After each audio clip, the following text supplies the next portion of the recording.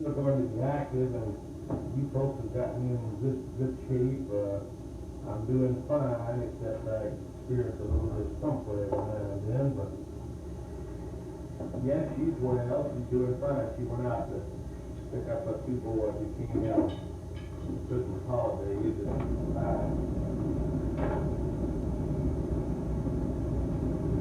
all right.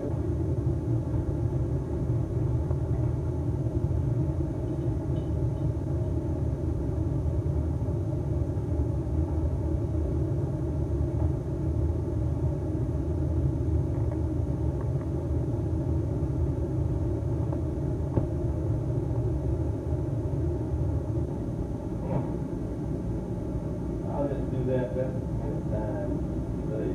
Y'all got nothing? Yeah.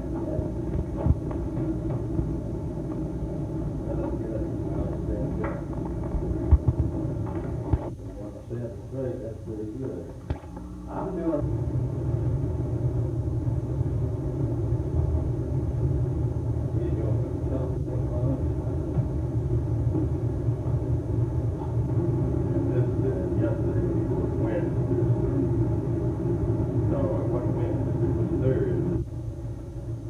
How about reading me that this afternoon?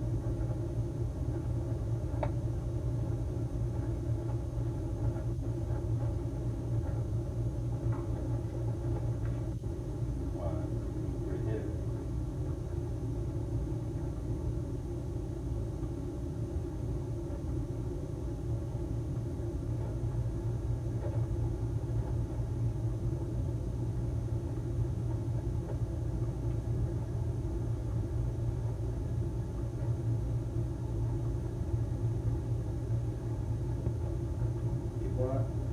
Well, I know that. I sure do.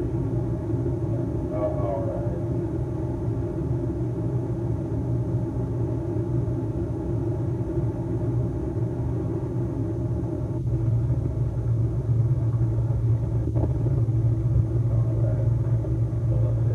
That you were going to have some therapy apparently in Montgomery on the way to the convention. Question uppermost in the minds of the home folk is your health. How is it? I've been homesick a long time.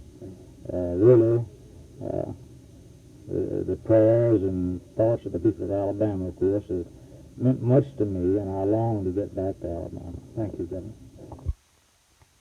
Governor Wallace, it's been over a year and a half now since you were shot in Laurel, Maryland. Would you describe for us how your health is today? Well, Robert, my health is excellent with the exception of being able to walk. And other than the fact that I cannot walk, I'm as strong in the upper part of my body as I ever have been. I take exercises each day. I take no medication except some vitamins. So I'm doing fine. Very shortly, beginning when he first returned to Montgomery, he had considerable pain, and there were times when it was obvious that he had pain. That, for all purposes, I can't even remember in the last several months when he evidenced any pain whatsoever. Man shot 5 times at close range. It's been a miracle that he's living, and I think that most anyone else would have died from his wounds. Of course, I know that sitting in the wheelchair all day is sometimes uncomfortable for him, but his recovery from the time of the shooting to this date has just been remarkable. Being paralyzed is a very emotional thing. When you've lived 50-something years, you know, it's a very emotional thing, and sometimes we have to keep his spirits up, and well, you know, sometimes I have to have my spirits up, you know, and I think that's just only human. I think perhaps that it's caused him to have a deeper insight into the spiritual. He was always been a devout man and one who was religious in every sense of the word, but the traumatic experience he has had over the past year, I'm sure, has deepened that. Well, I've heard him say at times that for sure he'd like to be able to walk again, but he believes in what he's been trying to do for so long, for so many years. Of course, he was so active, and to find yourself unable, not as mobile as you were, it would definitely have an impact, but he's accepted the fact of being paralyzed, and he's coped with it very well. We know, and you know, and everybody knows that his heart and his mind wasn't injured in that shooting, and he's got plenty of people that can do his walking for him.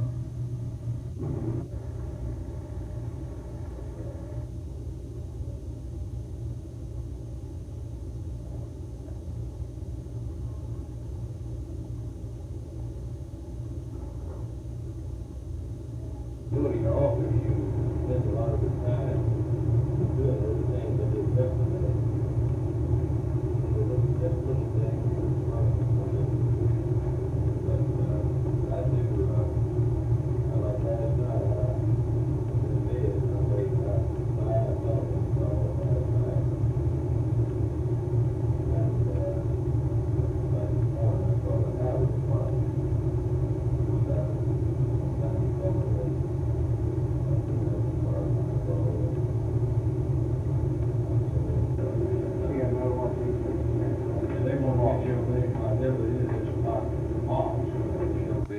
The man Arthur Bremer, do you think that he acted alone?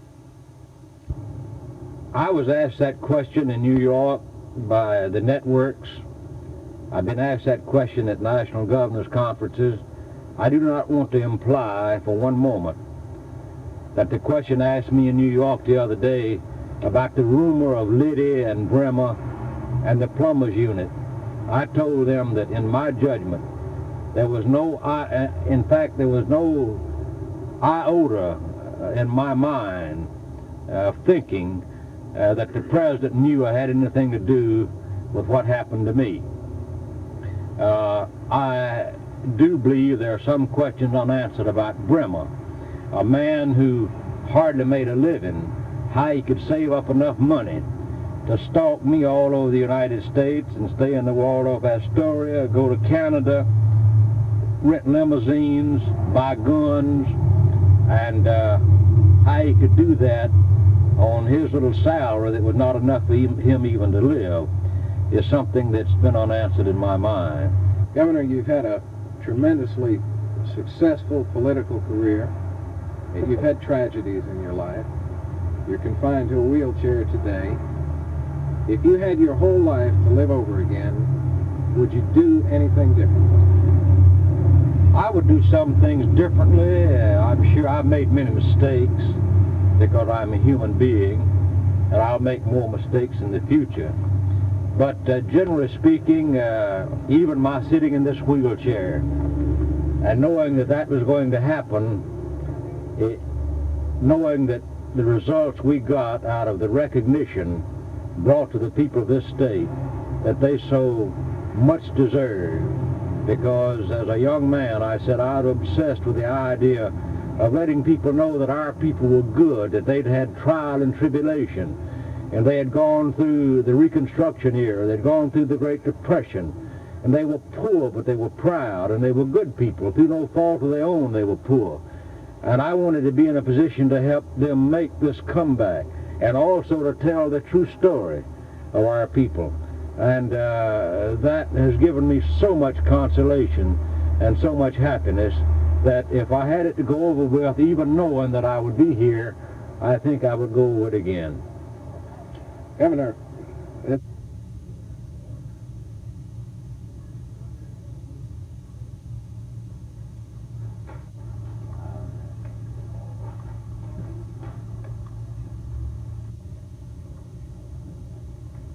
This is Harry Mel Ayers, A-Y-E-R-S.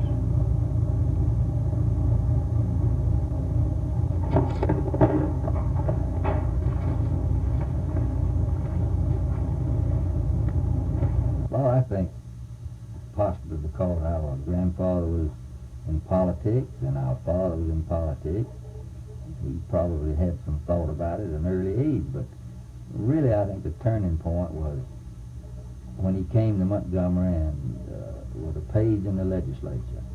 And he began to see how government worked, and I really think that was probably the most determining factor in him getting into politics.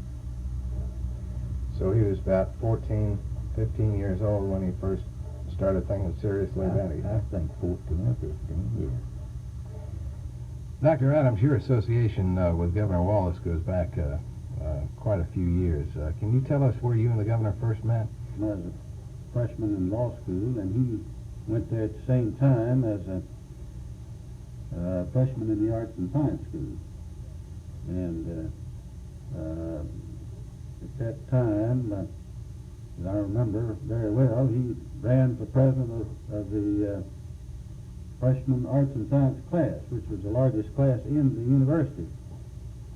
And it was, and he was elected, and he was elected as an independent. And to the best of my knowledge, this was the first time in the history of the university that an independent tables and did other things, and so did I, and so did many of us. Was he any good as a waiter? Well, I thought he was real good. There was a concern with many students because his apron was a little bit long, and they were afraid that he was going to step on his apron because it was almost down to his feet, and they might lose the items they had in his hands. Well, I suppose you'd call the governor a political creature. He lives politics every day, and to answer your question, no, I've never known him except when he was interested in politics. There's just excitement, just seems to travel with the man. Wherever he is, there is excitement. What is it about the man that creates it almost gets to a fever pitch at some times? Well, I think that basically we will start with the man himself. I think that he has some qualities within him which I would feel that you are born with. It's difficult to develop them. It does inspire an intense loyalty on the part of people who know him well and have worked with him over the years. They believe very strongly in the man. They believe in what he's trying to do, and he has this inborn or ingrained quality to cause this loyalty to him. It's a great inspiration for me. It's the greatest experience that I've ever had. I think he has had a greater effect on my life personally than anyone, with perhaps the exception of my own parents, my mother and father. Well, frankly, I think it's both challenging and interesting, and is never a dull moment.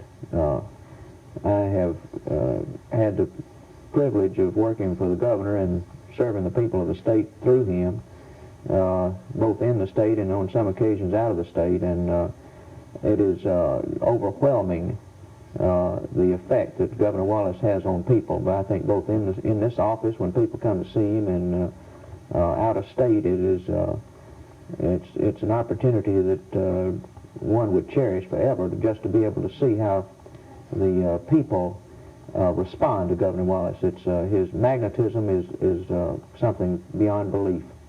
Even when he's among other well-known dignitaries and other governors, to see ordinary clerks and this sort of thing just stand up when he comes by out of respect, and then other governors come by that no one even knows who they are. It's impressive. It impresses anyone, even people who might not heretofore have particular care for Governor Wallace, but it's quite impressive. Have you ever undertaken a more monumental task than that? Never. It was a tremendous challenge, and it was very interesting, of course. And each state, of course, was a different situation, and it was very interesting to see how the governor would adapt to the situation in the state. Of course, working for him is an educational situation because you learn a great deal. He's a brilliant person and a most unusual person, a dynamic person, as everyone knows. It can also be very exasperating because my job was a detailed job. We had to research the laws and had people research the laws and treat these various states on an individual basis, as I said. And of course, Governor Wallace is not known for his love of fine detail.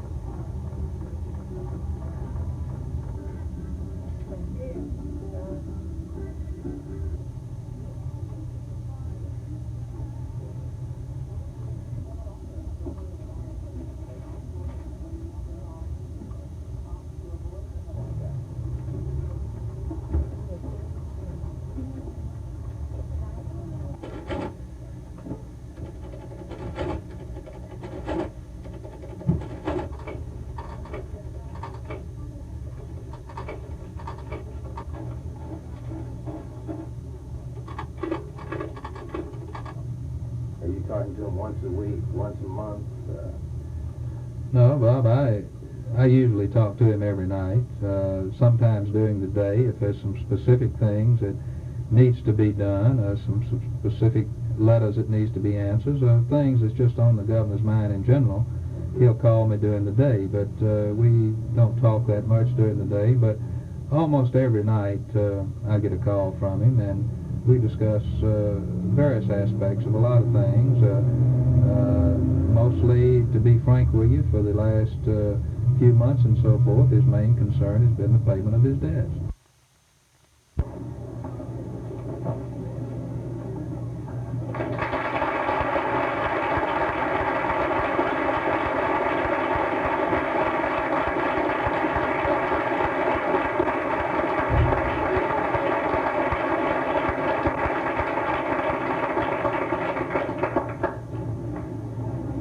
At this time, I'd like to turn the assembly over.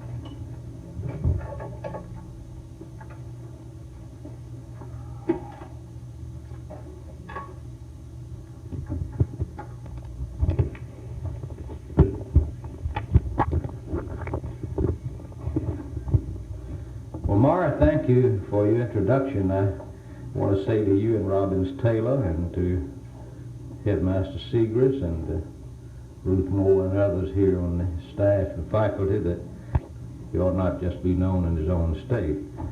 And I have found that in being known throughout the country as a governor that the amount of new industrial development, it pays off. I remember Vice President Agnew, before he resigned, made so many trips to Alabama in the last few years that I thought he had an office here. I don't mean to make light of it. I'm proud of the fact that they paid that much attention to us. We've had Senator Humphrey and Senator Muskie. We had Senator Kennedy who came last year to Decatur, and he made a speech that sounded like it was written down at Hope Hull, Alabama. It sounded like it was written right here in our own state.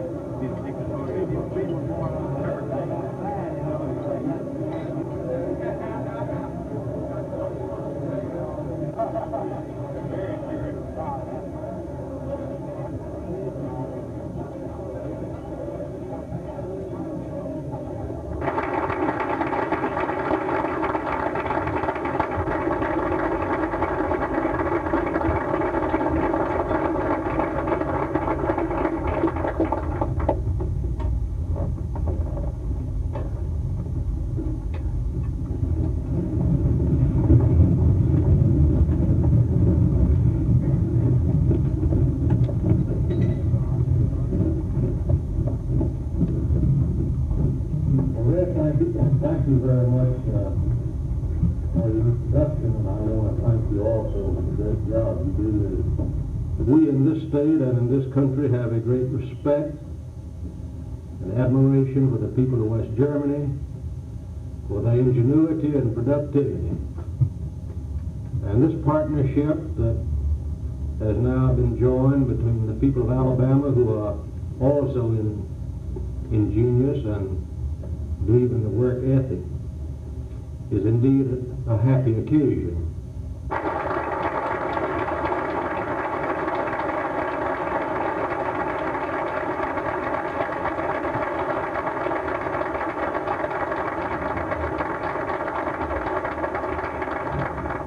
I want to tell him also that, like his company, the people of Alabama and our country believe, and especially here in our own state, we believe in the free enterprise system, and we believe in the profit system, and what you have already done for the economy of Alabama. Thank you very much.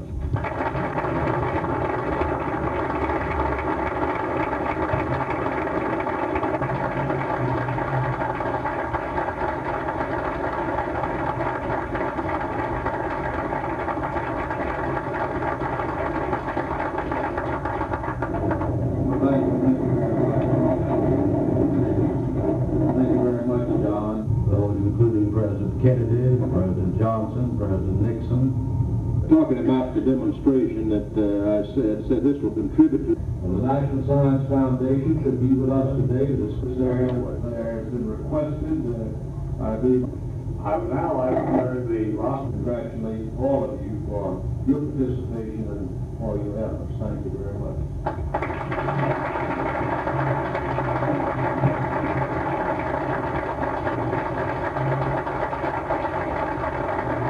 Well, I don't know that I'll be involved in 1976. I don't think that I have to be actively involved, because the constituents that I represented over this country, in my judgment, is going to have their say in the next presidential conventions, that is, the National Party conventions.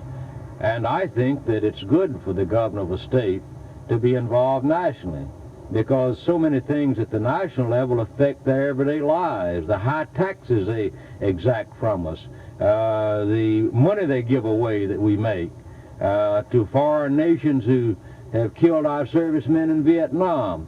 Why shouldn't a governor speak out on matters of this sort? And I would say that why is it that governors of the deep southern states cannot be involved in presidential politics? Is it only the governors of New York and of California and of Ohio and Michigan to be involved? I feel that the governors of our states and the people of Alabama are just as knowledgeable and just as able to be involved in presidential politics as the governor and people of other states. So I don't make any apologies for it.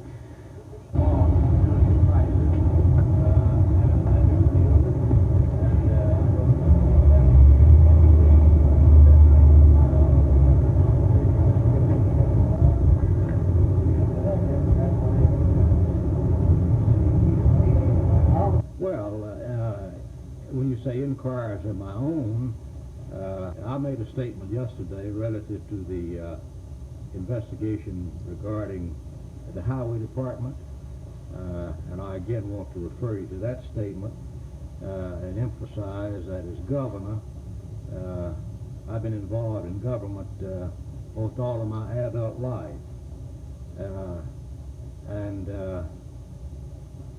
I paid really a pretty high price for it when you get right down to it, but I was happy.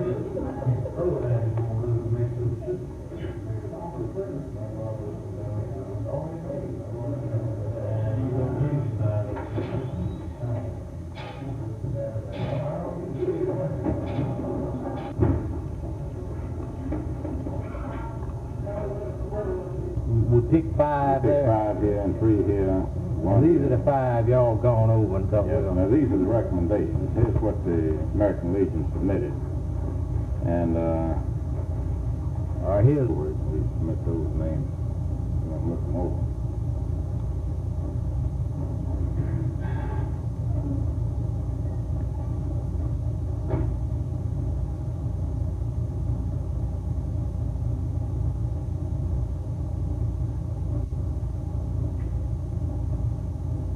People and about $350,000 a year, and they'd like to keep it as such. And I told them it wasn't in my bailiwick, it was in the conservation department, but I didn't know whether or not that you guys... I haven't heard anything. You might check with the constable. Yes, sir. Hello, Governor. Glad to see you. See you, sir. How are you, Bob? Yes, sir. Yes, sir, gentlemen. Governor. All right. Excuse me, Shields. Glad to see you, gentlemen from Switzerland. Yes, sir, gentlemen. Nobody good. Yeah, very glad to see you. You're not a Swiss bank, are you? Glad to see you. We've been trying to open up a number Well, of you accounts. Swiss bankers, sit down. We're glad to have you. Got all the money in the world over there. Every bit of it, Governor. Wish they had some of ours.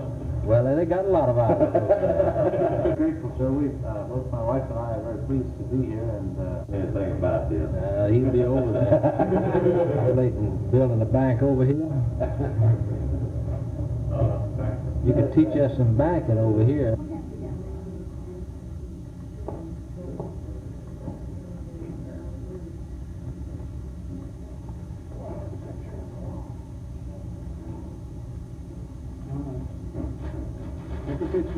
Without Kennedy in it as first. As in the Sunday's paper, yeah. He was first, me second, but with him out of it, You were first. I was first. I believe that's the first time you've been in that position, too. First time they've taken that kind of reading. That's right. And, well, I got to call CBS, NBC, New York Times, all of them today about that. About that? Yes, sir. Well, it just looks like the country is going to wake up before it's too late. That's what the New York Times said. Is that what it said? That they're going to wake up before it's too late? Dick Owens said he'd rather you give somebody else if you would. He had enough performance already. And I didn't think I'd ever go back to that state anymore, you know, but I was there 4 years later running for president. I hope they forgot my outburst. But anyway, in raising our voices at one another in a shouting match, finally one of them said, "Governor, you sound as if you think you're the smartest man in the country." And I said, "No, I'm not the smartest man in this country. I'm not the smartest man in your state. Why, I'm not even the smartest man in Alabama, but I'm the smartest man on this television show here tonight." So you see,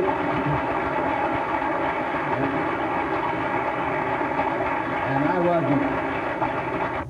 I remember running for governor one time, and I'd always go down and speak to children, you know, and ask them how their mama or daddy was. If it was a little girl, how their mama was, and if it was a boy, I'd ask them how their daddy was.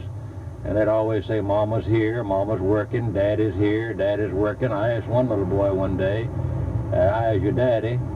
He said, "My daddy's dead." About 30 minutes later, with so many people, I got around shaking hands and shook hands with the same little boy again. And when I said, "How's your daddy?" my stock question to little boy, he looked up at me and said, "He's still dead." I hardly knew what to say, but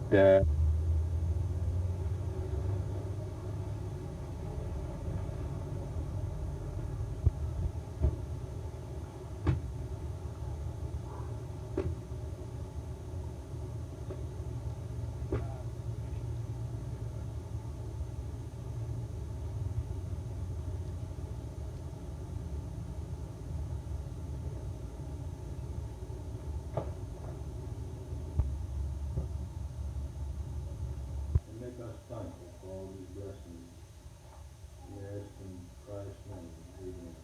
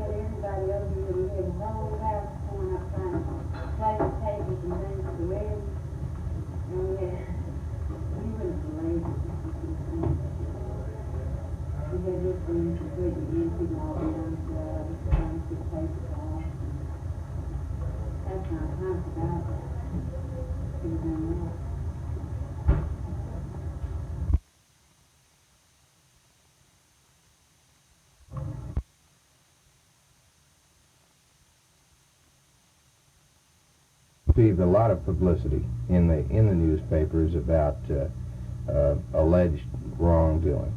Do you think this publicity you have received will hurt your brother's chances if he decides to run for president in 1976?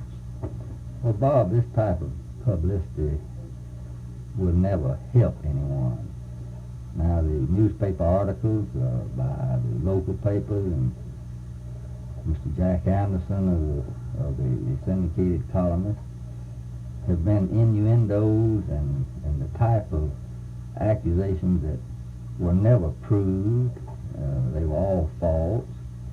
And I think that this type of thing is not going to hurt George to the extent that it will have any effect on whether or not he gets the nomination, and if he gets the nomination, whether or not he's elected. But it doesn't do any good, but I don't think it will do that much harm. Gerald Wallace's assessment of the situation may not be entirely correct. The nation has seen that innuendo can hurt even the biggest of men.